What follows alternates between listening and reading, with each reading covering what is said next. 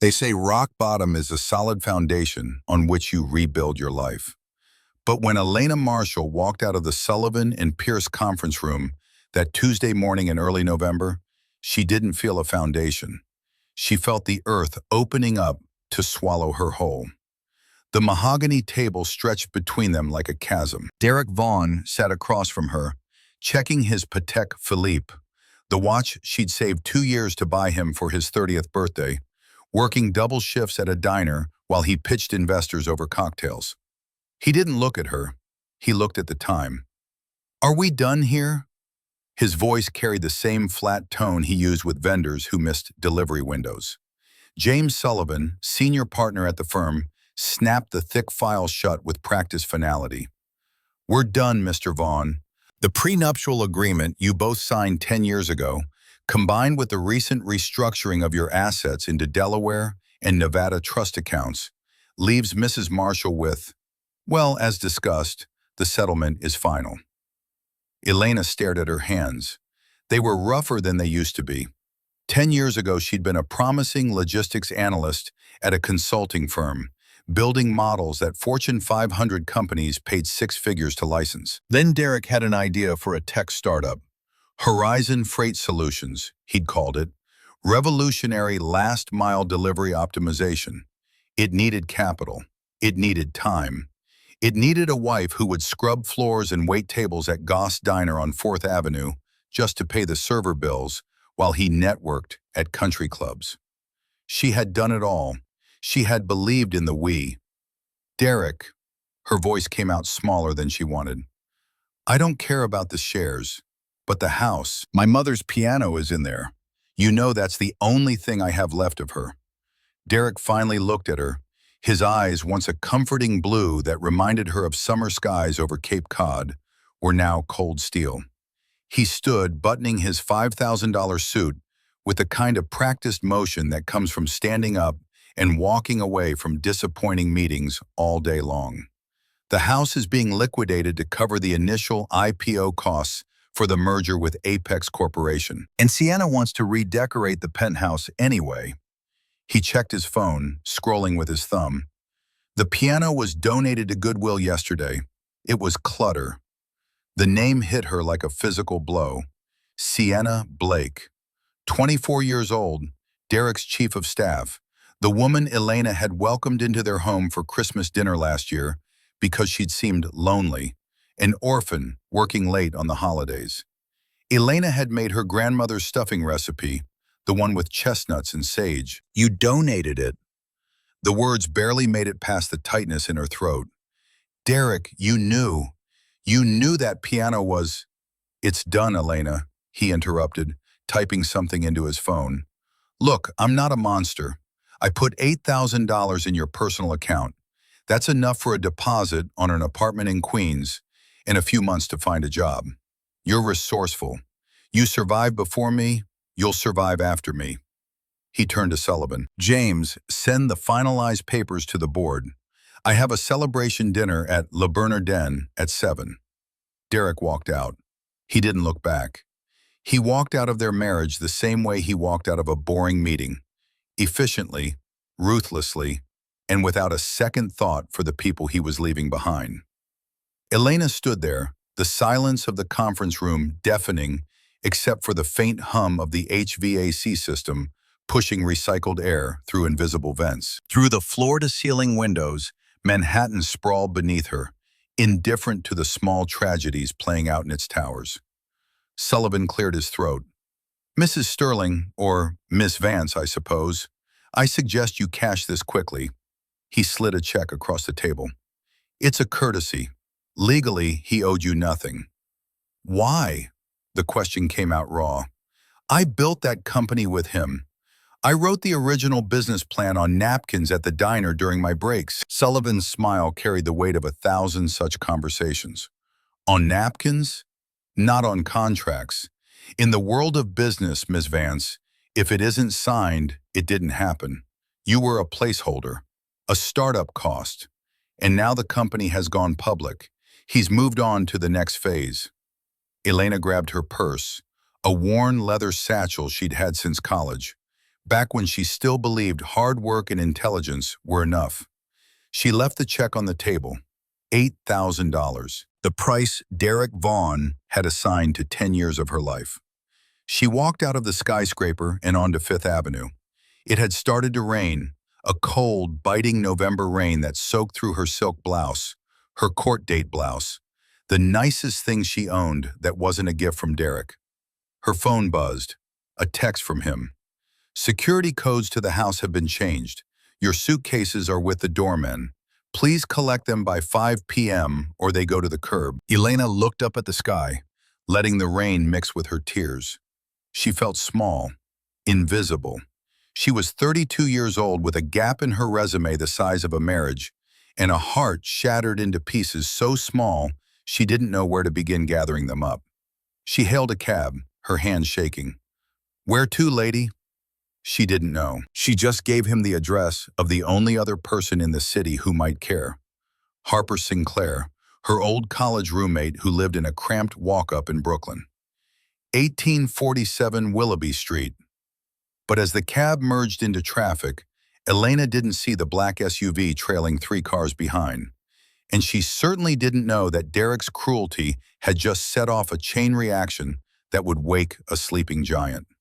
The rain had turned into a torrential downpour by the time the cab dropped her off. Elena wrestled her 2 suitcases out of the trunk, the driver speeding away before she could even check her bearings, his taillights disappearing into the gray curtain of water.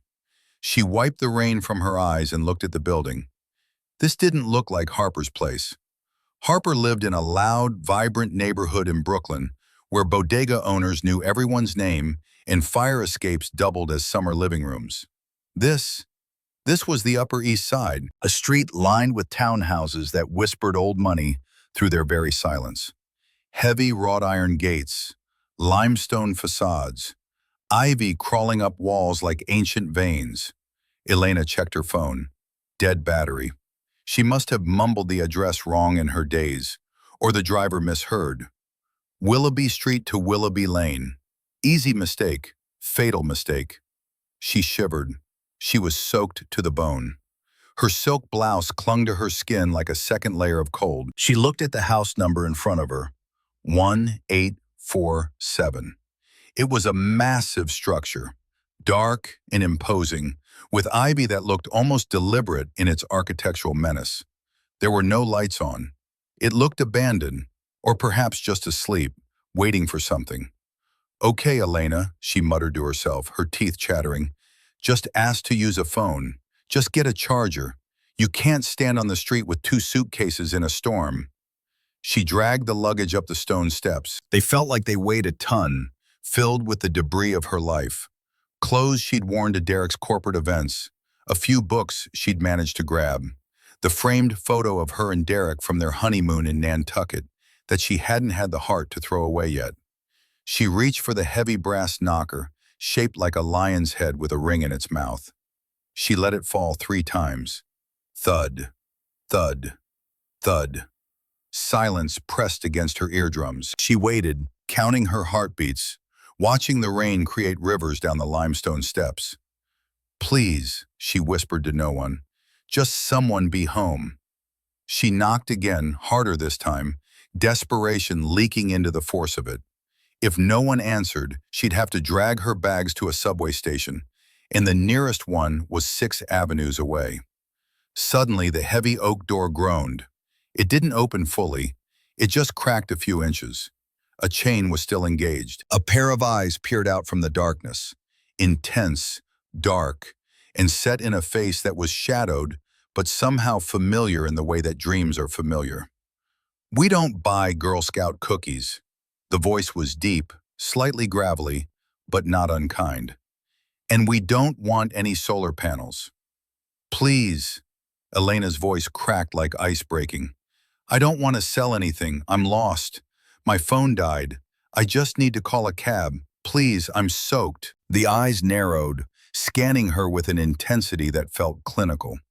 They took in the expensive but drenched blouse, the designer suitcases that cost more than most people's monthly rent, the utter devastation in her posture. shoulders curved inward like she was trying to fold herself into something small enough to disappear.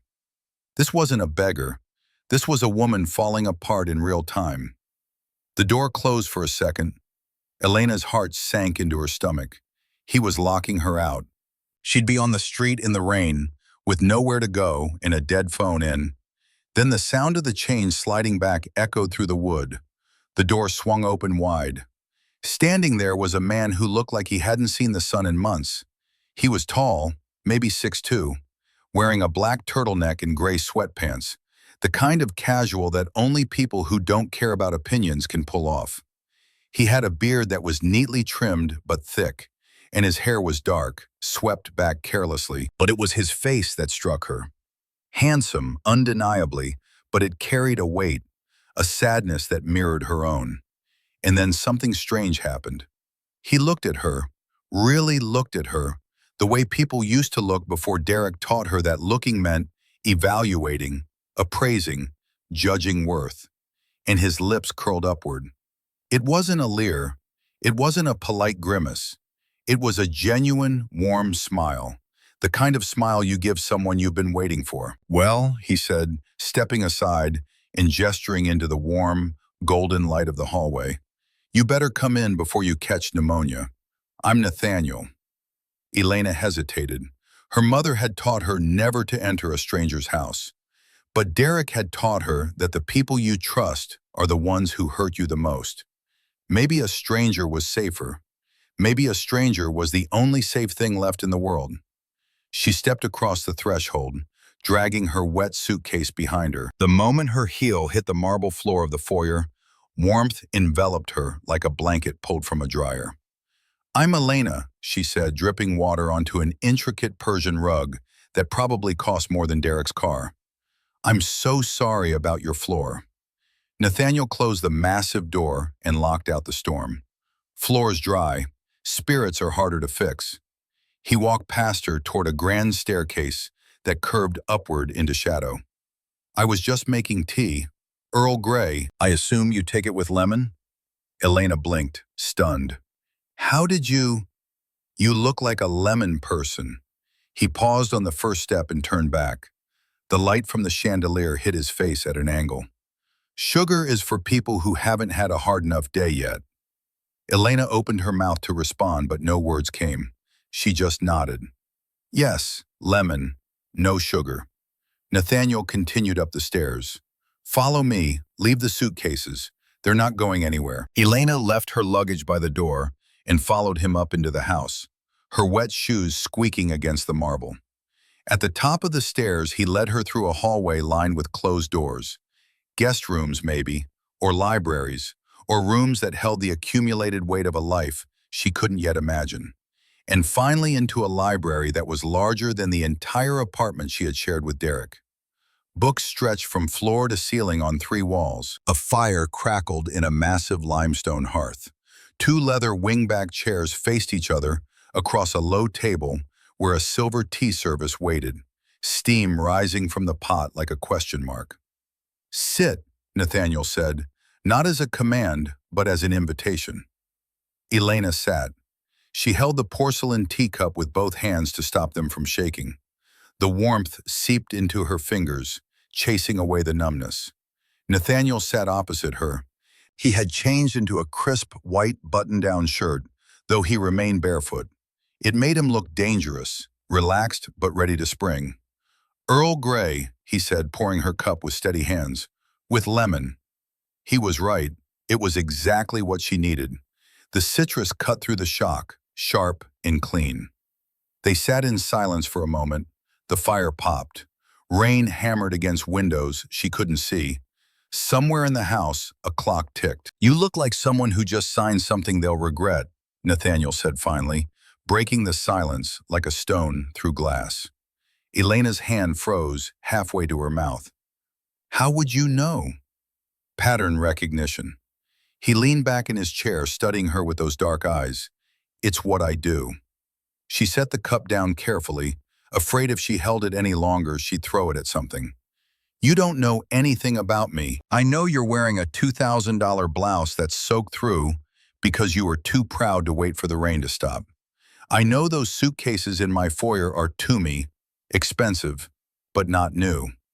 Gifts, probably. I know you left something behind today, something more valuable than money, or you wouldn't be standing in a stranger's house, looking like the world just ended. He paused, taking a sip of his own tea.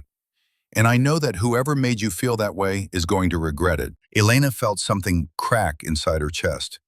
You can't possibly know that. Nathaniel smiled, that same genuine smile from the door, but sharper now, with an edge of something she couldn't quite name. I'm Nathaniel Cross, and you, Elena Marshall, are currently shivering on my rug because you just signed away 10 years of your life to a man who never deserved them. Elena's blood turned to ice. How do you know my last name? I only said Elena. Nathaniel set down his cup with deliberate care. He walked over to a chaotic desk covered in blueprints and monitors, tapped a keyboard, and a screen lit up. I remember everything, Elena. There was an article in Small Business Journal 7 years ago. The couple behind Horizon Freight Solutions. You were in the background of the photo, holding the schematics. Derek Vaughn was in the front, holding the champagne. He turned back to face her. I always wondered when the guy holding the champagne would realize the schematics were worth more. Elena stood up so fast the tea sloshed over the rim of the cup. Who are you? I told you, Nathaniel Cross. He walked back to his chair and sat down, completely at ease. I've been waiting for a new chess partner. Derek Vaughn just made the biggest mistake of his life, and tonight, I think I'm going to help you make him pay for it. Elena's mind raced. Nathaniel Cross. The name echoed in her memory like a bell in fog. She'd read about him in business school, case studies on disruptive innovation, cautionary tales about rapid ascension. The boy king of Wall Street made his first billion at 22, revolutionizing biotech supply chains. Then 18 months ago, he'd vanished. Rumors said he'd gone mad. Others said he was heartbroken. Most just said he was a myth. And here he was in sweatpants, offering her tea. You disappeared, she said slowly. I retreated. Nathaniel's expression darkened. There's a difference. Apex Corporation stole my proprietary algorithm for autonomous shipping 3 years ago. They rebranded it, sued me for copyright infringement using my own work against me. I had the money to fight. I didn't have the will. My wife, Sarah, she died in a car accident during the trial. I folded. I hid. He stood and walked to the fire, staring into the flames. I've spent the last 18 months in this house, trying to rebuild what they took from me, trying to remember why it mattered. Elena felt her anger cooling, replaced by something else. Recognition. I'm sorry about your wife. Don't be. Nathaniel turned back to her. She wouldn't want sympathy. She'd want action, and so should you.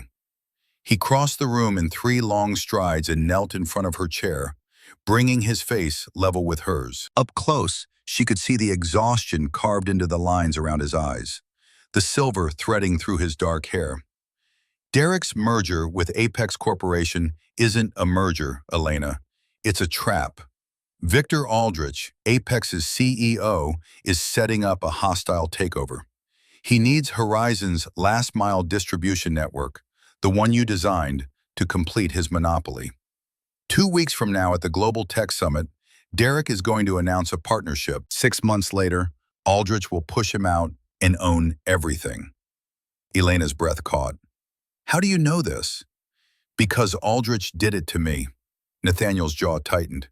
He partners, he learns, he destroys. It's his pattern, and Derek Vaughn is walking straight into it. Why do you care what happens to Derek? Nathaniel stood, offering her his hand. She took it, and he pulled her to her feet. I don't, but I care about destroying Apex, and you, Elena Marshall, are the key. He walked to his desk and pulled out a thick, black folder. He opened it on the table between them. Inside were financial documents, legal filings, photographs of Derek at business dinners with Victor Aldrich, spreadsheets that made her head spin. I'm offering you a partnership, Nathaniel said. I provide the capital, $50 million to start. You provide the inside knowledge and the public face. We build a competing logistics network. We expose Derek's fraud. We tank Horizon's value before the merger can go through. We destroy Aldrich's monopoly before it starts. He flipped to a page near the back. This contract gives you 55% equity in Meridian Ventures. I keep 45. If we succeed, you won't just be rich. You'll own the infrastructure that moves 40% of American e-commerce. You'll be untouchable. Elena stared at the contract. The words blurred together. $50 million. 55%. Meridian Ventures. Derek's name crossed out and replaced with hers in every scenario that mattered. We have 15 weeks until the tech summit in early February, Nathaniel continued. 15 weeks to build what Derek thinks he already owns. Elena picked up the pen from the table. Her hand hovered over the signature line. This was insane. She just walked out of one legal agreement that destroyed her. Why would she walk into another? Because Derek had taken everything. Her work, her piano, her dignity. He'd reduced her to a startup cost. A line item to be written off. She signed. Then she added a handwritten clause at the bottom. Decision-making power, 50-50. I'm not a figurehead. Nathaniel read it and smiled. The first real smile she'd seen that reached his eyes. I wouldn't want a figurehead. He extended his hand. She shook it. His grip was firm, warm, and for the first time in 10 years, Elena felt like someone was shaking hands with her. Not with Derek's wife, not with the woman behind the man, but with her. Get some rest, Nathaniel said. Tomorrow we start building your empire. Elena fell asleep on the library couch, exhaustion finally winning the war against adrenaline. The last thing she remembered was Nathaniel draping a cashmere throw over her shoulders and whispering, "Tomorrow we'll figure out if you're ready to fight back." When she woke, morning light streamed through tall windows she hadn't noticed in the dark. The library looked different in daylight, less like a cave and more like a command center. The books weren't decoration. They were worn, read, referenced. Sticky notes protruded from legal texts and business theory volumes. Nathaniel was already awake, sitting at his desk with a laptop and 3 monitors arranged in a semicircle. He'd prepared breakfast, French press coffee, fresh croissants, fruit arranged on a silver tray. I didn't know if you'd still be here, he said without looking up. Where else would I go? Elena sat up, pulling the throw around her shoulders. Harper doesn't even know I'm... She stopped. Harper, I need to call her. Nathaniel slid a phone across the desk. Charged. Use it, Elena called. Harper answered on the second ring, her voice thick with sleep. Hello? Harper, it's Elena. I'm so sorry I didn't make it to your place last night. Elena? What? I didn't know you were coming over. Are you okay? I'm fine. I'm in... She looked around the library, at Nathaniel working calmly at his desk. I'm in the Upper East Side. Long story. I'll explain later. They talked for 5 minutes. Harper offered her couch, her spare room, her last $20. Elena declined it all, promising to visit soon. When she hung up, Nathaniel was watching her. You have good friends, he said. One good friend. Everyone else was Derek's. Elena stood, folding the throw with precise movements. So, what now? You said we start today. Nathaniel gestured to the chair across from his desk.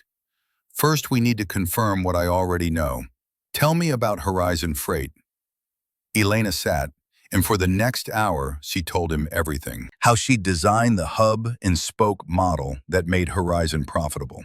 How she'd created the multi-tier distribution algorithm that optimized delivery routes. How Derek had pitched it to investors while she waited tables. How her name appeared nowhere on any founding documents. Nathaniel listened, typing notes, occasionally asking questions that demonstrated he understood logistics better than most CEOs. Finally, he turned one of his monitors toward her. On the screen was the article he'd mentioned. 7 years old, yellowed by digital time. And there she was in the background, holding schematics. Derek in front, champagne raised, smile wide for the camera.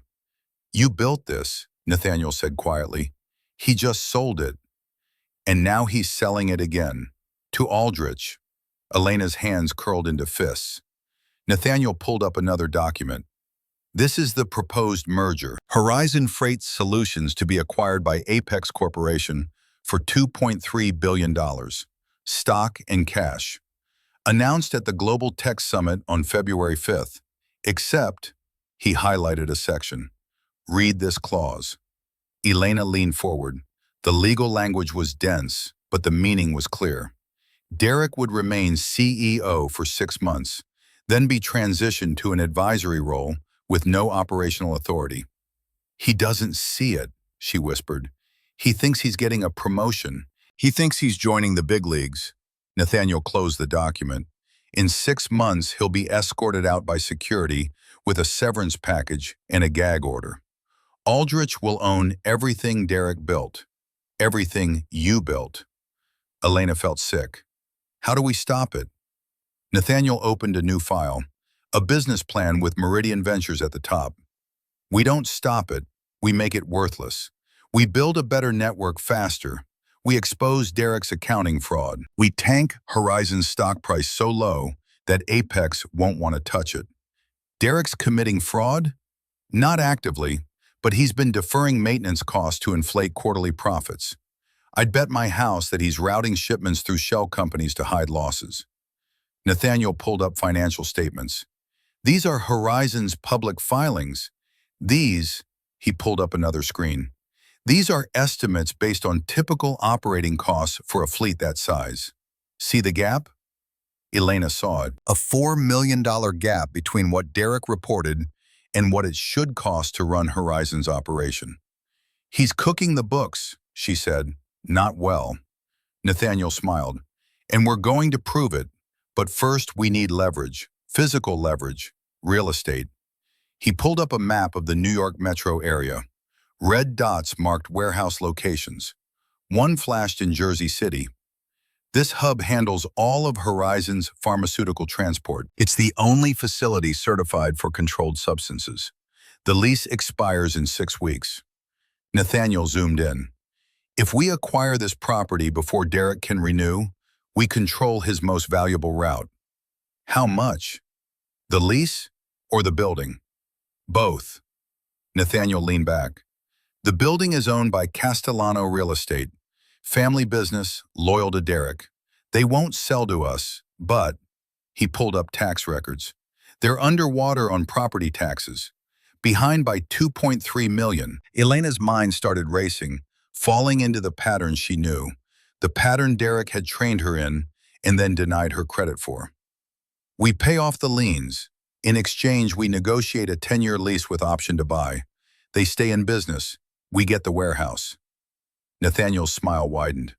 "You don't just take, you offer value. That's how you build empires that last." For the first time since she'd signed those divorce papers, Elena felt something other than emptiness. She felt hungry. "When do we start?" she asked. Nathaniel stood, extending his hand. "We already have." The next 3 weeks blurred together in a marathon of 18-hour days. Nathaniel converted his basement into a war room, servers humming, monitors glowing, whiteboards covered in strategic plans. Elena moved into one of the guest rooms. She told herself it was temporary, just until she found her own place. But finding her own place required time she didn't have. Nathaniel taught her hostile M&A tactics, short-selling mechanics, debt acquisition strategies. Elena absorbed it all like desert sand drinking rain. This was what she'd wanted 10 years ago. To build something, to create value, to matter in a way that showed up on spreadsheets and shareholder reports. Derek had wanted a wife who made him look stable. Nathaniel wanted a partner who could think. They worked through Thanksgiving. Elena didn't even realize it was Thanksgiving until she came downstairs and found Nathaniel had ordered Chinese food. "No turkey?" she asked. "Turkey requires gratitude. I'm not there yet." He handed her chopsticks. "But I'm grateful you're here." They ate in the library, the fire crackling, going through Horizon's financials for the 100th time. That's when they found it, the shell companies. Derek had created 3 LLCs in Delaware. He'd been routing shipments through them to hide losses from bad contracts. He's not even good at hiding it, Nathaniel muttered. The company names are almost identical. Horizon East Logistics, Horizon Northeast Logistics, Horizon Atlantic Logistics. He was always better at selling than operating. Elena circled the numbers. This is 4.2 million in hidden losses. If we can document this, we can prove fraud. Nathaniel's eyes gleamed in the firelight. But we need more. We need the Jersey City warehouse first. We need leverage before we can threaten. The next day, Elena called Castellano Real Estate. She didn't identify herself as Derek's ex-wife. She identified herself as CEO of Meridian Ventures, a new logistics firm interested in long-term partnerships. The meeting took place in a cramped office in Jersey City that smelled like old coffee and broken dreams. Marco Castellano was 65, third-generation property owner, wearing a suit that had been expensive in 1995. Elena didn't waste time. Your property taxes are 2.3 million in arrears. The city will seize this building in 90 days. I'm prepared to pay that debt today in exchange for a 10-year lease on your Jersey City warehouse with option to buy at current market value. Marco's face went through several colors. You want to pay my taxes? Why? Because I need that warehouse for the next decade. Because I'd rather have a partner than an enemy. Because Derek Vaughn is going to try to renew his lease in 3 weeks, and I want you to tell him it's no longer available. Marco leaned back in his chair, which creaked dangerously. Derek's been a good tenant. Derek's been a cheap tenant. We'll pay 15% above his current rate, indexed to inflation. We'll maintain the property ourselves. We'll give you first right of refusal if we ever sell our operations. Elena slid the contract across the desk. She'd spent 3 days with Vivian Montgomery, Meridian's lawyer, crafting it. Every clause was airtight. Marco read it slowly, his finger tracing each line. Finally, he looked up. You're his ex-wife. Elena didn't flinch. I'm the woman who designed the system he's renting space for.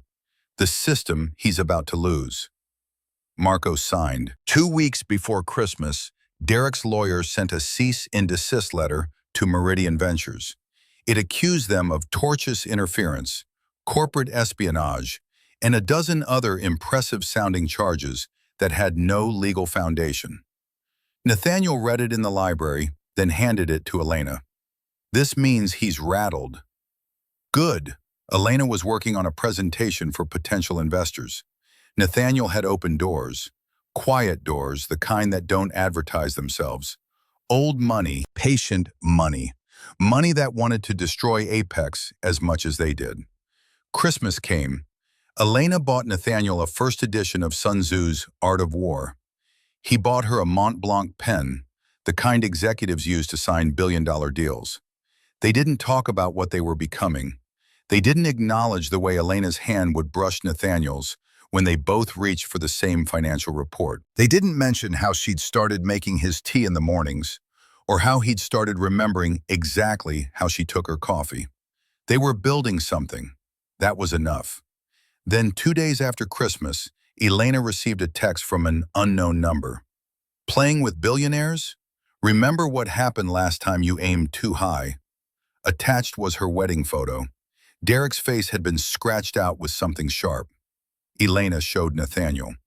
He traced the number, found it was a burner phone purchased in Manhattan 2 days earlier. They pulled security camera footage from the townhouse. The image was grainy but clear enough. Sienna Blake, standing across the street, photographing Elena through the library window. She's watching us, Elena said. Nathaniel's expression hardened. Then let's give her something to watch. The news broke on a gray morning in late December. Horizon Freight Solutions acquires Portland-based carrier for $18 million. Derek's PR machine spun it as strategic consolidation. Nathaniel saw it for what it was, desperation dressed in a suit. Elena studied the acquisition documents Nathaniel had somehow obtained. The Portland company was worth $11 million on its best day. Derek had overpaid by $7 million he didn't have, buying assets he couldn't maintain, all to project strength he'd lost months ago. He bought their West Coast contracts, but look at their fleet. She pulled up maintenance records. These trucks are ancient. The repair costs alone will bleed him dry within 6 months. Nathaniel leaned over her shoulder, close enough that she could smell cedar and coffee. He's building a house of cards. We just need to blow on it. That afternoon, they began approaching Horizon's key clients, not aggressively, quietly. Meridian Ventures reached out through intermediaries, offering 15% rate reductions and guaranteed delivery windows that Derek's stretch-thin operation couldn't match. 3 major accounts representing $40 million in annual revenue signaled willingness to switch. The industry cocktail party happened the first week of January in a midtown hotel ballroom that tried too hard to be elegant. Crystal chandeliers, ice sculptures, waiters in white gloves serving champagne that cost more per bottle than most people's weekly groceries. Elena wore midnight blue, a dress Dominic Laurent had designed specifically for this moment. The stylist had appeared at the townhouse 3 days earlier, sent by Vivian Montgomery with instructions to create armor, not decoration. "You're not dressing to impress," Dominic had said, circling her with a measuring tape. "You're dressing to intimidate." The result was structured perfection. A gown that hugged every curve but offered no apology. A high slit that suggested danger. A neckline that commanded attention without begging for it. Diamond earrings, Nathaniel's loan, though he'd called them an investment, caught light like daggers. Elena walked into that ballroom and felt heads turn. For 10 years, she'd been Derek's wife, the woman who smiled politely while men talked over her. Tonight, she was CEO of Meridian Ventures, the woman who just secured $50 million in funding and owned the warehouse that made Horizon's pharmaceutical contracts possible. Derek stood near the bar with Sienna clinging to his arm like expensive jewelry. His smile faltered when he saw Elena. He recovered quickly, crossing the room with the confidence of a man who'd never been told no. "Elena, you look different." He sipped his scotch. "New job?" "New company." She kept her voice cool. "Meridian Ventures. We're in acquisitions." Derek's laugh was patronizing, practiced. Cute, like a hobby. Like a $50 million Series A, but yes, adorable. The smile cracked at the edges. Sienna tugged at his sleeve, sensing danger the way small animals sense earthquakes. That's when Victor Aldrich materialized from the crowd. 60 years old, bald, impeccably dressed. His eyes blinked too slowly, like a reptile calculating the distance to prey. "Miss Marshall." He extended a hand. "I've heard interesting things. Nathaniel Cross is advising you?" Elena shook his hand once, firmly, then released it. "Mr. Cross is my business partner." Aldrich's smile didn't reach his eyes. "Partnerships with Nathaniel tend to end badly. You should ask his investors from 3 years ago." The words landed like stones in still water, creating ripples Elena couldn't quite see but definitely felt. She maintained her expression, neutral, professional, giving nothing away. "I'll keep that in mind." Aldrich moved on, leaving Derek confused and Elena unsettled. She found Nathaniel on the balcony 10 minutes later, avoiding the crowd, staring at the Manhattan skyline like it owed him money. "Aldrich said your previous investors got burned. What happened?" Nathaniel's jaw tightened. "That's not relevant." "If I'm your partner, it's relevant." He turned to face her, and in the city lights reflecting off the glass buildings behind him, he looked older, tired. "When Aldrich sued me, I prioritized protecting the algorithm over protecting their capital. I liquidated assets to fund the legal defense. My investors got 30 cents on the dollar. One of them, Richard Morrison, sued me for breach of fiduciary duty. We settled quietly." Elena felt ice forming in her chest. "You bankrupted them?" "I bankrupted myself." His voice carried an edge. I lost everything. They lost money. I lost Sarah, my reputation, my company, my life. But you were still capable of ruthless decisions when backed into a corner. Nathaniel stepped closer, and Elena caught that cedar scent again. I was capable of choosing what mattered most. The algorithm was my life's work. Sarah understood that. My investors understood risk when they wrote their checks. What they didn't understand was that sometimes you burn down your own house to kill the monster inside it. He pulled out his phone, opened an encrypted folder, handed it to her. This is Cross Protocol 2.0, the new algorithm. It's worth $500 million conservatively. I haven't shown anyone, not Aldrich, not the investors circling Meridian, no one. Elena scrolled through pages of code she only partially understood, but she recognized genius when she saw it. This wasn't incremental improvement. This was revolution. I'm trusting you with this because I need you to know I'm not using you. We're building this together. Elena handed back the phone. Her hand brushed his, lingering half a second longer than necessary. Don't make me regret this. I'll try not to. The almost kiss hung in the air between them like suspended animation. Then Nathaniel's phone buzzed. Garrett Brennan with news that couldn't wait. The moment dissolved, but its residue remained, coating everything that came after with the knowledge that something had shifted. 2 weeks later, Horizon's board of directors convened for an emergency meeting. Elena shouldn't have been able to attend. She held no shares, no position, no official connection to the company she'd helped build. But Vivian Montgomery had found the leverage. Meridian's payment for the Jersey City warehouse made them a creditor with material interest. Delaware corporate law allowed creditor representatives at meetings affecting debt obligations. The Horizon headquarters occupied 15 floors of a glass tower in Midtown. Elena rode the elevator with a tablet containing evidence that would destroy Derek's career. Nathaniel waited in the car 3 blocks away, coaching through an earpiece disguised as jewelry. Remember, his voice whispered, you're not there to argue. You're there to present facts and watch them eat him alive.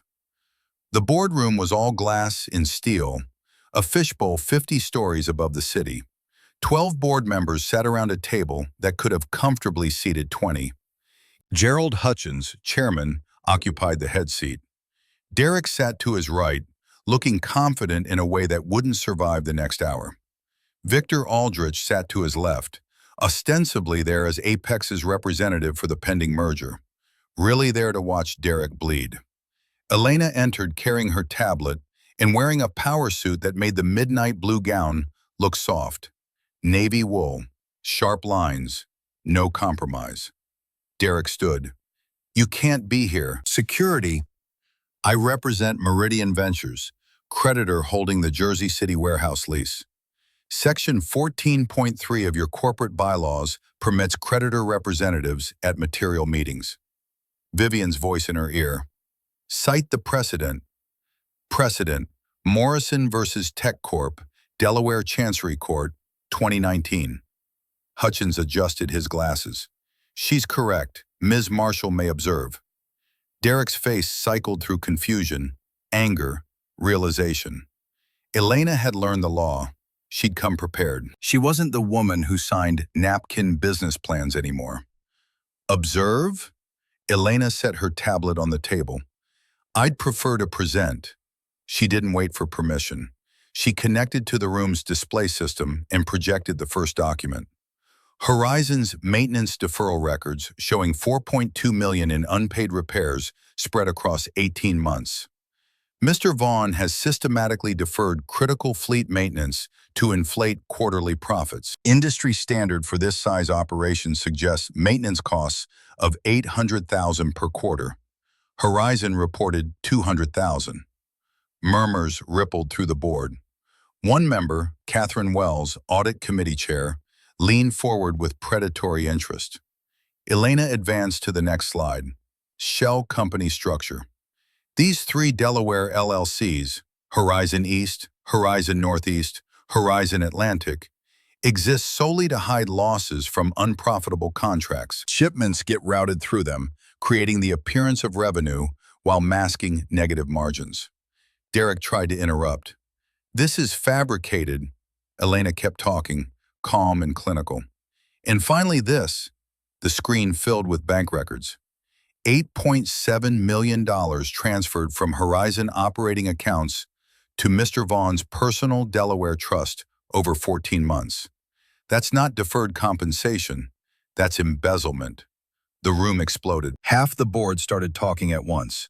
Hutchins banged his gavel, an actual wooden gavel, like they were playing at being important. Derek stood, pointing at Elena with a shaking hand. "My ex-wife is fabricating evidence. She's bitter, she's desperate. These are bank records with transaction IDs. Would you like me to read them aloud?" Aldrich rose smoothly, his movements calculated. "If these allegations are accurate, this represents serious concern. Apex Corporation cannot partner with a company under SEC investigation." He turned to the board. "I recommend postponing the merger announcement pending forensic audit." The pivot was beautiful in its brutality.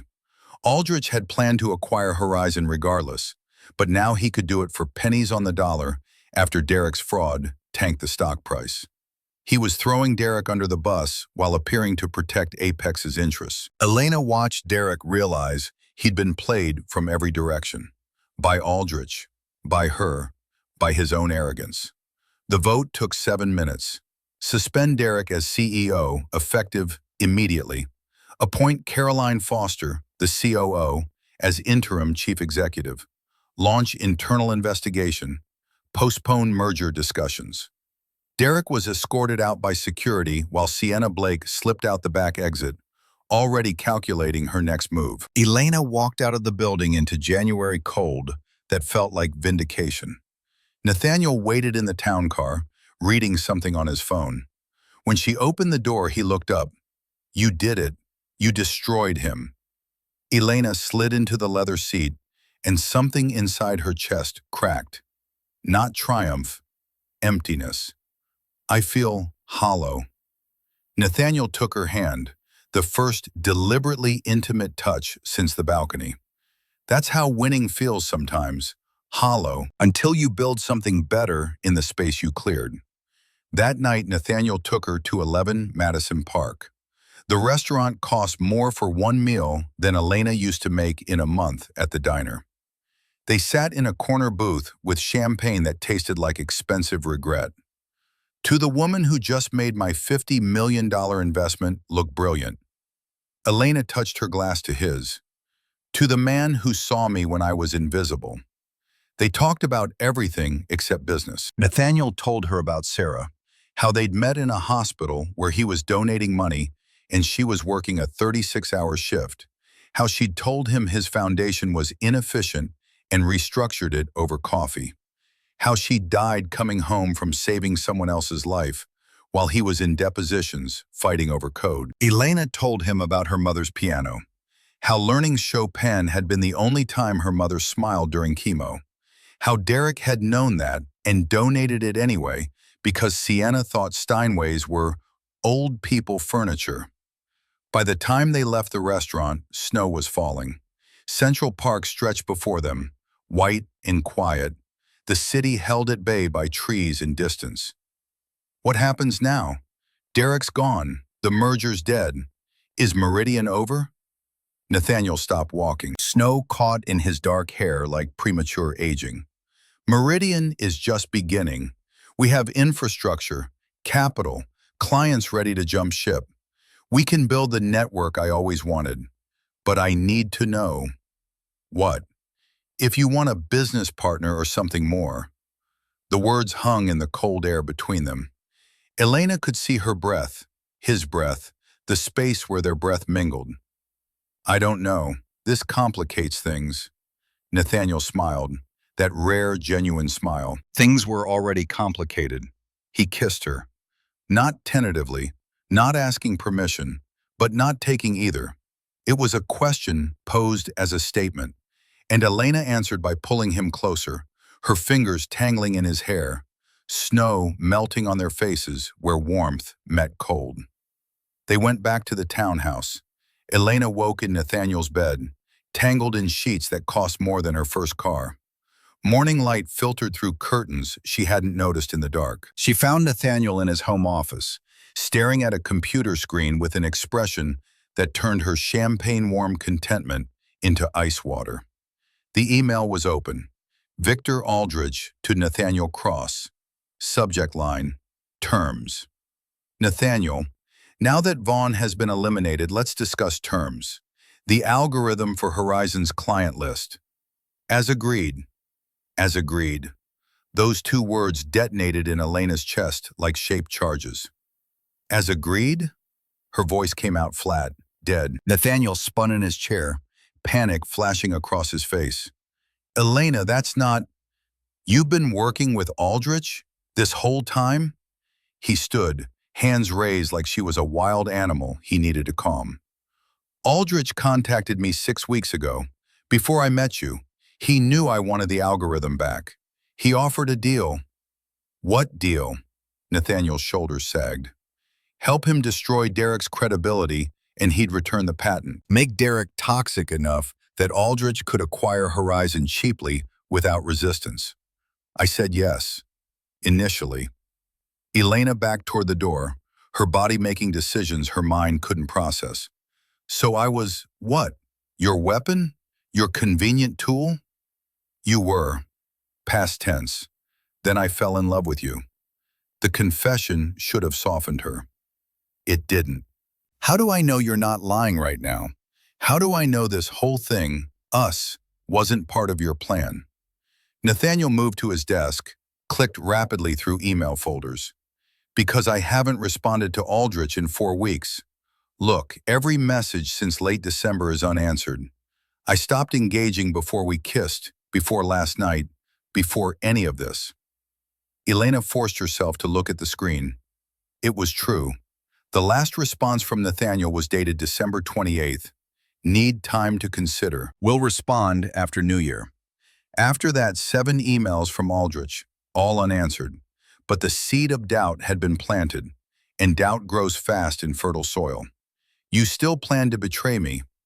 I plan to use the situation to get back what Aldrich stole. Then you walk through my door in the rain, and everything changed. Nathaniel's voice cracked on the edges. Elena, I'm not Derek. I'm not using you. Elena grabbed her coat from where it had landed the night before. I need to think. Where are you going? Anywhere but here. Nathaniel didn't stop her. He just stood in his office, watching her leave, and said, I'll give you space. But Elena, I love you.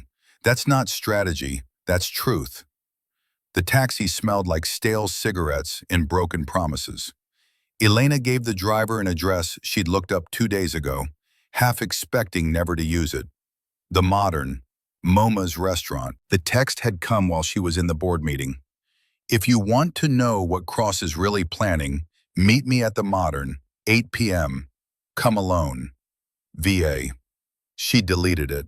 Now she was going. Victor Aldrich waited at a corner table with a view of the sculpture garden. Snow-covered abstract forms, making them look like sleeping giants.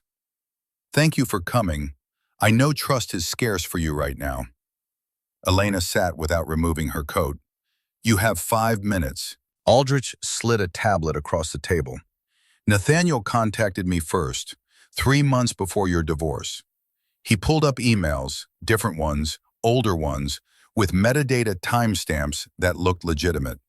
Nate to Aldrich, August 15th. I want my algorithm back. What will it cost? Aldrich to Nate, August 17th. Destroy Derek Vaughn's company. Give me Horizon's infrastructure. Nate to Aldrich, August 20th. Agreed. I'll need time to find the right leverage. The implication hit her like a train. Nathaniel had been hunting for leverage when he, coincidentally, opened his door for her in the rain. The night she thought was chance was actually calculated predation. That night wasn't luck, Elena. Nathaniel tracked your divorce filing. He knew you'd be vulnerable. He paid your taxi driver to bring you to his address. Elena's hands went cold. You're lying. Am I? Check your credit card. Was there a taxi charge that night? She checked. No charge. She'd paid cash, hadn't she? Memory swam, distorted by trauma and rain. Aldrich leaned forward. Here's reality. Meridian Ventures is built on manipulation. When shareholders discover Cross used you as a pawn, SEC will investigate. You'll lose everything. He slid a contract across the table. Or sell me your 55% stake. I'll pay $80 million. You walk away clean, rich, free. Elena stared at the number. 80 million. More money than she'd ever imagined having. Freedom from Derek, from Nathaniel, from all the men who'd shaped her life into forms that served them. Why do you want Meridian? Because it has Horizon's client list, Cross's new algorithm, and the infrastructure to control 60% of U.S. logistics. With it, I finally have the monopoly I deserve. Elena picked up the pen, held it over the signature line. Aldrich's eyes gleamed. Then she signed. Large, clear, unmistakable. Aldrich reached for the contract. Elena pulled it back. That's my handwriting sample for the lawsuit I'm filing tomorrow. Aldrich's face darkened. What? You showed your cards, Victor. You're desperate. You wouldn't offer 80 million unless Meridian is worth 200 million. She stood, letting the contract fall. And your email? Proof? The metadata shows it was created last week. Photoshop job. Sloppy. She leaned down, her voice dropping to a whisper. I may not trust Nate right now, but I trust you even less. Aldrich rose, his mask cracking. You just made a mistake, Ms. Marshall. I crush people like you. Elena pulled on her gloves. People like me built the systems you steal. Try crushing that. She walked out into winter darkness, hand trembling but head high. Behind her, through the restaurant window, she could see Aldrich on his phone, already moving his next pieces. The townhouse felt different when she returned. Colder, or maybe she was colder. Nathaniel waited in the library, pacing a track into the Persian rug. Did you pay my taxi driver? He stopped. What? No. Elena, what did Aldrich? He showed me emails, said you'd planned this for months.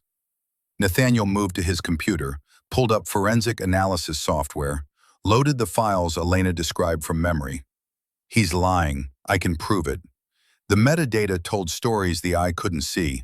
Creation dates, modification history, IP addresses. Aldrich's evidence had been manufactured 6 days ago, assembled from fragments in forgeries. The original contact had indeed been Aldrich reaching out to Nathaniel after Elena had knocked on his door. Desperation masquerading as opportunity. I admit I was tempted. For 48 hours I considered his offer. Then I met you, and I remembered what I actually wanted. Nathaniel's voice was raw. Not revenge. A life. A partner. You. Elena felt the ice in her chest begin to crack. I want to believe you. Then believe this. Nathaniel pulled up a legal document, typed rapidly. Meridian is yours. I'm signing over my 45%. Full ownership. If you don't trust me as a partner, be the sole CEO. I'll walk away. The offer shocked her more than anything else. Nathaniel was willing to sacrifice everything he'd rebuilt to prove he wasn't using her. I don't want you to walk away. Then what do you want? Equal partnership, real 50-50, not financial, emotional. No more secrets, no more games. Nathaniel crossed the room, took her hands in his. Deal. They kissed again, deeper this time, trust rebuilding itself one breath at a time. The phone rang. Unknown number. Nathaniel put it on speaker. A distorted voice filled the library. Nathaniel Cross, you have 48 hours to transfer Meridian ownership to Apex Corporation, or I release evidence of securities fraud. Your choice. The line went dead. Elena felt her stomach drop. Securities fraud? Nathaniel's face had gone pale. When I shorted Horizon stock, I used insider information from you. That's illegal. If SEC investigates, We both go to prison. They stared at each other across the impossible distance of 2 feet. Everything they'd built was about to collapse unless they found leverage fast. We need something on Aldrich, Elena said. Something bigger than what he has on us. They worked through the night, 72 hours of research condensed into fury and coffee. Garrett Brennan joined them, bringing Goldman Sachs' expertise and contacts who traded information like currency. The breakthrough came at 4 in the morning. Apex's acquisition of Cross Protocol hadn't just been theft, it was fraud. The patent filing claimed independent development, but the timeline was fabricated. The patent examiner who'd approved it, Grant Holloway, had received $50,000 from an Apex subsidiary 2 months after signing off. Holloway was retired now, living in Tampa, beyond reach, beyond caring. But the paper trail existed, buried in servers Nathaniel shouldn't have accessed, but did anyway, using skills that occupied legal gray zones. An email from Aldrich to his legal team: bury the Holloway payment. If Cross ever finds out, we're exposed. Bribery, patent fraud, 10-year felony. We can't use hacked evidence in court, Vivian Montgomery warned over video call. Fruit of the poison tree. Elena smiled. We don't need court. We need public opinion. Michelle Reeves answered her phone on the third ring. The investigative journalist had been sniffing around Horizon for weeks, sensing blood in the water. I have a story for you. About Apex Corporation, patent fraud, and $50,000 that bought a monopoly. They fed Michelle everything except how they'd obtained it. Journalists have ways of confirming information through legitimate channels. Michelle had sources at the patent office, contacts at SEC, friends who owed favors. The article would drop at the Global Tech Summit in 4 days. Maximum press coverage, maximum damage. That left the insider trading problem. If Aldrich filed his complaint before the article published, Elena and Nathaniel would be arrested before they could deploy their weapon. He won't file, Nathaniel said with more confidence than he felt. Filing exposes him too. We're playing mutually assured destruction. Whoever blinks first loses everything. Elena packed for the summit. The dress Dominique Laurent had created made the midnight blue look amateur. Liquid gold that caught light like molten metal, structured to suggest both power and danger. Nathaniel found her in front of the mirror, adjusting diamond earrings. What if I'm not enough? What if you regret choosing me over $80 million? Elena turned to face him. I didn't choose you over money. I chose myself. You're just the bonus. Nathaniel laughed, the first real laugh she'd heard from him in days. Bonus? I'm the $500 million algorithm. You're the man who makes Earl Grey at 2 in the morning when I can't sleep. That's worth more. The night before the summit, Derek Vaughn was arrested. FBI agents raided his Manhattan apartment at dawn, executing warrants for embezzlement, wire fraud, securities violations. The charges stem from evidence the FBI had been building for 6 weeks, since Elena had quietly provided them with documentation through an intermediary. Elena watched the news coverage with something like pity. Derek in handcuffs looked smaller than she remembered, diminished, just a man who'd made bad choices and worse enemies. FBI had been investigating since you gave them the files, Nathaniel said. They just waited for the right moment. And now he can't interfere with the summit. Nathaniel pulled her close. Are you ready for this? Once we go public, there's no going back. Elena thought about the piano Derek had donated, about 10 years of invisible labor, about the woman who'd signed those divorce papers thinking her life was over. I'm ready. The Jacob Javits Center glowed like a crystal palace against the February night.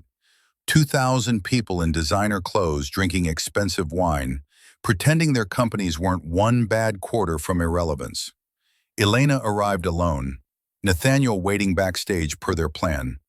The gold dress caught every light, every camera, every eye. She wasn't Derek's wife anymore. She wasn't even just CEO of Meridian Ventures. She was the woman who destroyed Derek Vaughn in a boardroom and was about to destroy Victor Aldrich on a stage. Sienna Blake lurked near the bar, trying to position herself as Horizon's savior now that Derek was in federal custody. Her desperation was palpable, clinging to relevance like a drowning person clutching debris. Aldrich held court center stage, surrounded by sycophants and yes-men. When he saw Elena, his smile was shark-like. "Miss Marshall, brave of you to show your face. Mr. Aldrich, foolish of you to assume I'd hide." His keynote began at 7. The ballroom darkened. Spotlights found him at the podium, silver-haired and confident. Today, Apex Corporation announces its partnership with Horizon Freight Solutions. Despite recent management changes, we're moving forward with integration. Together, we'll create the largest logistics infrastructure in North America. The stock market erupted. Apex shares jumped 18% in after-hours trading. Elena watched from the VIP section, fingers gripping the armrest. Nathaniel's voice came through her earpiece. "Stick to the plan. Let him celebrate." Aldrich continued. "And now, I'd like to invite our newest board member."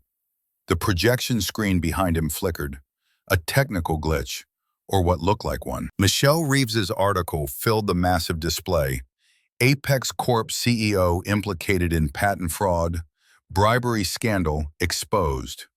The audience gasped. Aldrich spun, staring at the screen displaying his crimes in 40-point font. "This is a technical error."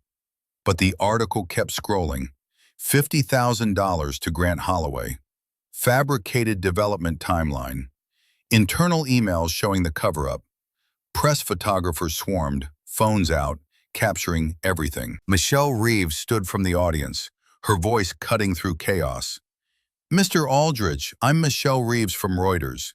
Can you comment on allegations that Apex obtained the cross-protocol patent through bribery of a federal official?" Aldrich stammered, his composure cracking like ice under pressure. This is defamation." Elena rose from her seat. She walked down the aisle toward the stage, gold dress shimmering, every eye tracking her movement. Aldrich saw her coming. "Security, this woman is not authorized." Elena took the microphone from the podium. "I'm Elena Marshall, CEO of Meridian Ventures, and I have authorization from the original patent holder." Nathaniel stepped out from backstage. The crowd lost its collective mind. Phone cameras flashed like lightning. The ghost of Wall Street had returned, and he'd brought proof. Nathaniel took the stage like he was reclaiming territory that had always belonged to him. The projection screen behind him shifted from Michelle's article to forensic analysis. Charts, timelines, bank transfers rendered in clinical precision. Victor Aldrich didn't just steal my algorithm, he corrupted the patent system itself. Nathaniel's voice carried across the silent ballroom. "Patent number US 102345667B, approved by Grant Holloway on March 15, 2023. Mr. Holloway received $50,000 from an Apex subsidiary on April 30, 2023. The screen displayed the bank transfer, transaction ID visible in stark digits. "This isn't business, this is fraud." Aldrich tried to regain control, stepping toward the microphone. "Cross is a disgraced executive who lost his company through incompetence. This is revenge fantasy dressed as journalism." Elena cut him off. "Then explain why Horizon Freight's books show $8.7 million funneled from Derek Vaughn's accounts to yours over the past 18 months. She projected new evidence, bank records showing payments from Derek's Delaware Trust to an Apex shell company. The transactions formed a pattern too consistent to be coincidence. Derek wasn't just cooking his books. He was paying you bribes for favorable merger terms. You were getting paid twice, once to acquire Horizon cheap, once to take Derek's embezzled money and make it disappear."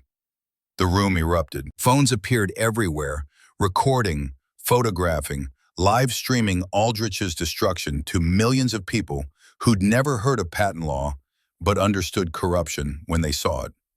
FBI agents entered through the side doors.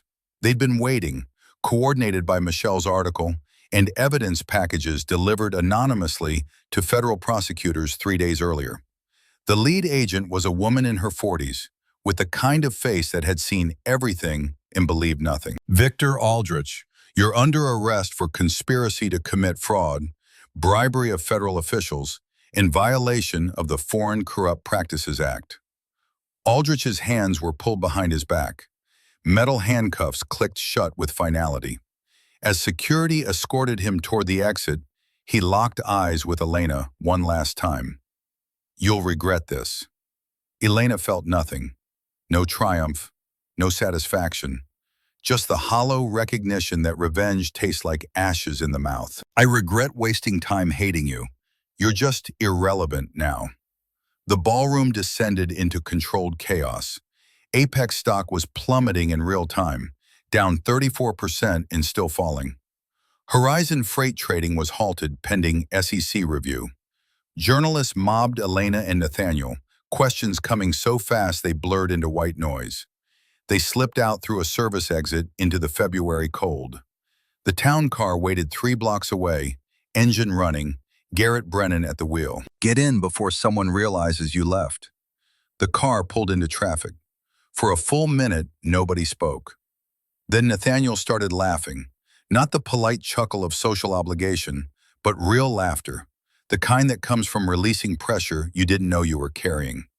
Elena joined him, tension draining away, replaced by something that felt dangerously close to joy. "We did it." Nathaniel took her hand. "We did it." The moment broke when Vivian Montgomery called. Her voice through the speaker was professionally calm, but carried an undercurrent of urgency. "SEC wants to interview you both. Tomorrow morning. They're looking at the Horizon short positions. The insider trading. The blade that had been hanging over them since Aldrich's threat. Tell them we'll cooperate fully." Elena's voice was steady. "We have nothing to hide." Vivian's pause was eloquent. "You committed securities fraud. That's something to hide. Aldrich committed patent fraud and bribery. Let's see who the SEC prioritizes."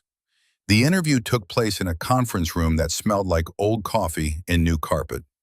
2 SEC attorneys, both younger than Elena, both carrying the zealous energy of people who believed enforcement mattered, laid out the timeline.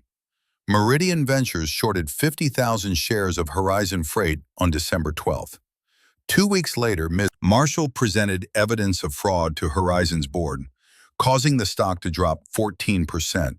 You profited $2.3 million from information Ms. Marshall possessed as a former insider.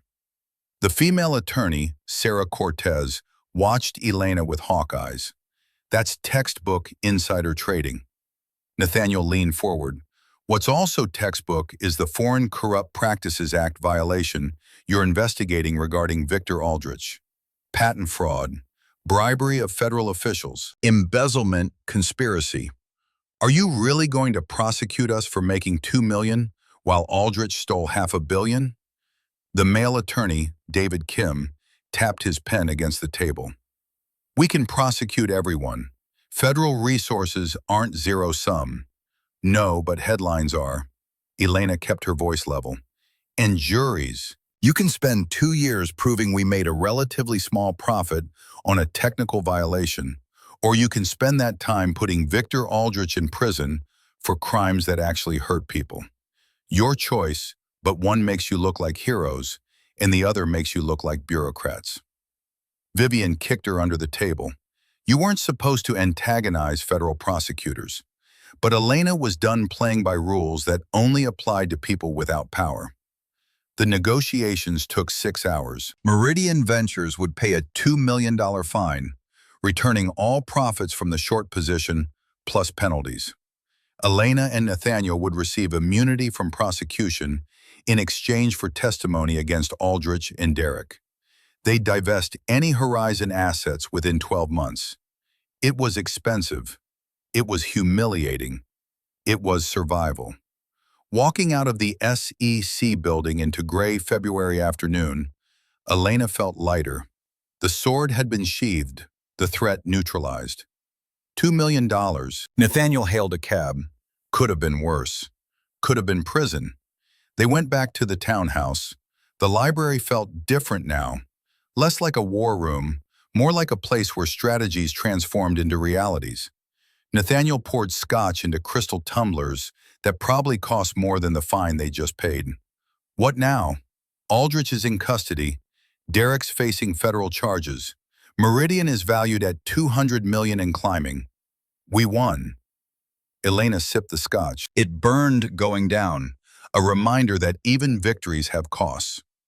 Winning feels emptier than I expected. That's because you're not done yet. Nathaniel sat beside her on the leather sofa, close enough that their shoulders touched. Aldrich and Derek were obstacles. Now we create what we actually wanted all along. Over the next 6 months, Meridian Ventures transformed from revenge vehicle into legitimate enterprise. They acquired 3 regional carriers in deals structured for fairness rather than conquest.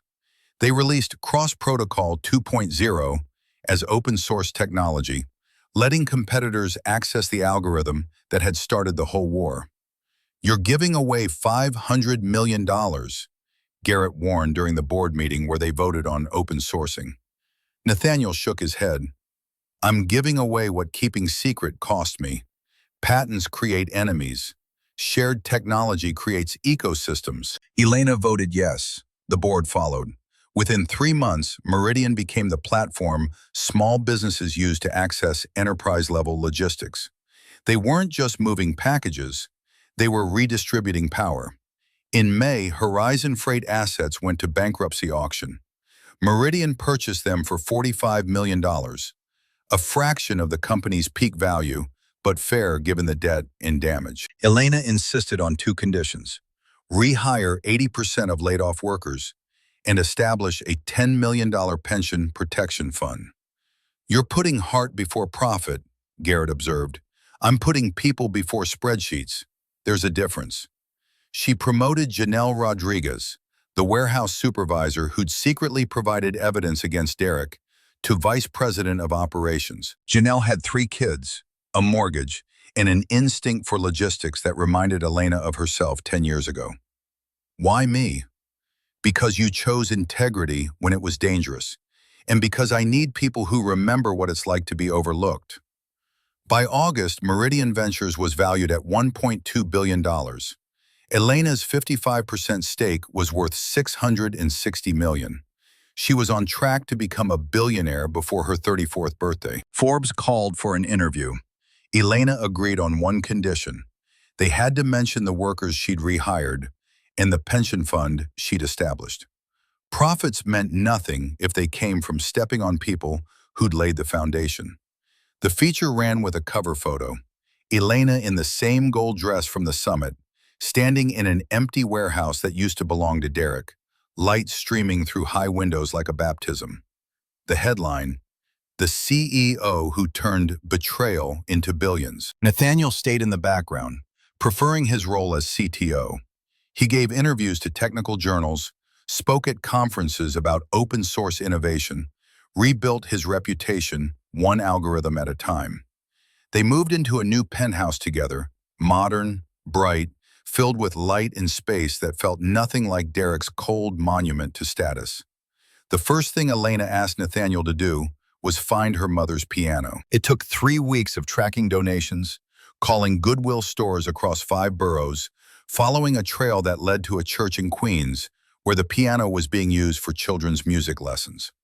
Nathaniel bought it back for 10 times what the church had paid, had it restored by craftsmen who specialized in Steinways from that era, delivered it to their penthouse on a Saturday morning when Elena was out meeting with the Marshall Foundation board. She came home to find it waiting in the living room, light from floor-to-ceiling windows making the black lacquer shine like obsidian.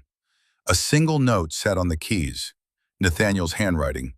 Some things shouldn't stay lost. Elena ran her fingers across the ivory, pressed middle C, let the note hang in the air. Then she sat down and played Chopin's Nocturne in E-flat major, the piece her mother had requested during her last lucid week. Nathaniel appeared in the doorway halfway through, listening without interrupting. When the final notes faded, he crossed the room and sat beside her on the bench. "You remembered," she said. "I remember everything about you." That night, he gave her a different kind of gift, a legal document transferring 5% of his Meridian shares to her, bringing them to perfect equity, 50-50. "You had 55%, I thought. I'm buying back 5% so we're equal. Partners in everything, remember?" The contract sat on the piano beside a small box. Elena opened it, expecting jewelry. Instead, she found a key. "To the warehouse in Jersey City where we're constructing the new R&D facility. Your name's on the deed, too." Elena laughed, tears threatening mascara she'd finally learned to apply correctly. "This is the most romantic thing anyone's ever given me. Better than diamonds? Better than anything that doesn't create futures." November arrived with the kind of crisp clarity that made Manhattan look like a postcard of itself. 1 year since the divorce that was supposed to end her. 1 year since she'd knocked on the wrong door in the rain. The annual business gala was the same event where Elena had first appeared in Midnight Blue, where Derek had patronized her and Aldrich had planted seeds of doubt. This year, she arrived in a dress Dominique Laurent had spent 2 months perfecting. Deep emerald that shifted to black in shadow, structured like armor but flowing like water. Nathaniel walked beside her, no longer hiding, his hand at the small of her back in a gesture that was protective without being possessive. Press swarmed. Questions came rapid fire. "Ms. Marshall, Meridian just acquired Apex Corporation's logistics division. How does it feel?" Elena smiled for the cameras. "Apex's assets will be used to expand access, not restrict it. We're converting their warehouses into small business incubation centers and opening their technology to companies that have been shut out of enterprise logistics." Inside the ballroom, the same people who dismissed her last year now competed for her attention. Elena was gracious, professional, and completely uninterested in their validation. She saw Derek near the velvet rope outside. Security wouldn't let him in without a ticket. He looked diminished. Cheap suit that hung wrong on a frame that had lost weight. Thinner hair. Eyes that had learned what losing everything actually meant. He caught her looking and tried to approach. A security guard stepped between them. "Elena, please, 5 minutes. I have a business proposal." Elena could have kept walking, should have kept walking, but there was something to be said for closure. She nodded to security, who stepped back but stayed close. "What kind of proposal?" Hope flickered in Derek's face like a candle in wind. "I have connections in the Midwest. Distribution networks I could help you leverage. I know I made mistakes, but I still understand the industry." "Derek!" Elena's voice was kind, which somehow made it worse. "I'm going to be honest with you. A year ago, you taught me something valuable." "What's that?" "That I never needed you. I needed myself." She turned to walk away. Derek's desperation cracked through what was left of his pride. "I made you. You were nothing without—" Elena didn't even turn back. "You held me back. Watch me fly." Security escorted him away. Sienna Blake, watching from the bar, made no move to help him. She'd already moved on to a venture capital partner she'd been courting since Derek's arrest. Some people never learned that loyalty matters more than opportunity. Elena rejoined Nathaniel near the champagne fountain. He handed her a glass. "How do you feel?" "Complete." They slipped away from the crowd to a balcony overlooking Manhattan. The city spread below them, lights creating constellations of human ambition and failure and everything in between. Steam rose from subway grates. Taxis honked their eternal song. Somewhere down there, people were signing contracts that would change their lives. Somewhere, a door was opening. "A year ago, I stood in the rain with 2 suitcases, feeling like my life had ended." Nathaniel pulled her closer against the November cold. "And now? Now I own the building where I stood in that rain." He laughed, the sound warm in the frozen air. You actually bought 1847 Willoughby? Elena's smile was genuine, unguarded. Closed escrow last week. I'm converting it to transitional housing for women leaving abusive relationships. Safe harbor when everything falls apart. You're going to change the world. We are, together. Nathaniel looked at her in the way that still made her breath catch, like she was the most valuable thing in any room, any city, any universe. He pulled a small box from his jacket pocket. Elena's heart jumped, then settled when she saw it wasn't ring-sized. She wasn't ready for that. Maybe she'd never be ready for that. And maybe that was okay. Inside was a USB drive. Cross Protocol 3.0. You're the first person to see it. Equal partner, remember? Elena held the drive, this tiny piece of plastic containing millions of dollars of intellectual property, offered without hesitation or reservation. Trust rendered in silicon and code. You're such a nerd. You love it. I love you. They kissed on the balcony while Manhattan glittered below, indifferent to small human dramas of revenge and redemption. The city that had witnessed Elena's destruction now witnessed her resurrection, and it didn't care either way. Cities never do. They just provide the stage. You have to write your own script. When they pulled apart, Nathaniel rested his forehead against hers. I have one more thing. If it's another business plan, I'm throwing you off this balcony. He laughed and pulled out his phone, opened an email, handed it to her. Subject line, R.E. Marshall Foundation, University Partnership Proposal. The president of Elena's alma mater had accepted her offer to fund full scholarships for 50 women in STEM programs annually. Not loans, not partial assistance. Full rides including housing, books, and a living stipend so they wouldn't have to choose between education and eating. You did this without telling me? I did this because of you. The foundation has your name. It should have your values. Elena scrolled through the email, vision blurring. 50 women every year. In 10 years, 500 women who wouldn't have to sacrifice the way she had, who wouldn't have to wait tables while men stole their ideas, who would walk into boardrooms with credentials nobody could dismiss. This is, her voice broke, this is better than revenge. This is what comes after revenge. When you stop destroying and start creating. They stayed on that balcony until the cold drove them inside, until the gala wound down and the crowds thinned.